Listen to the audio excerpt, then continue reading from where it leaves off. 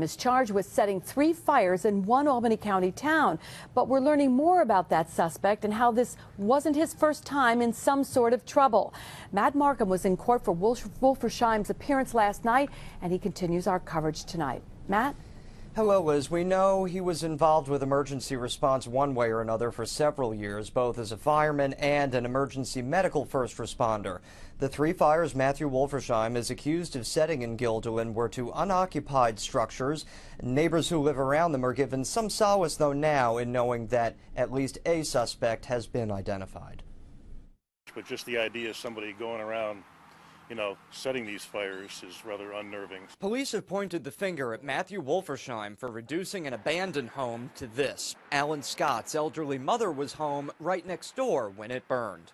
Well, they said in another 15 minutes the house probably would have gone up because of the intense heat, as you can see from the house. So. Scott thanks the responding firefighters for their quick work. The accused arsonist is himself a former firefighter from Schaghticoke. CBS 6 has learned he was dismissed from the Schaghticoke department on accusations of stealing money and equipment. A Rensselaer volunteer ambulance driver. We've also learned through public health department records that Wolfersheim lost his EMT license for a year in 2007. The corresponding reason, quote, found guilty of fraud or deceit in the procuring of certification. It's certainly disappointing, unfortunately in this particular case he has that background, and this is the circumstances by which he put himself in. Guilderland police believe Wolfersheim set fire to 2 other abandoned buildings in the town in which he most recently lived, a garage down Carmen Road and a barn on Stone Road. Yeah, it was an old barn.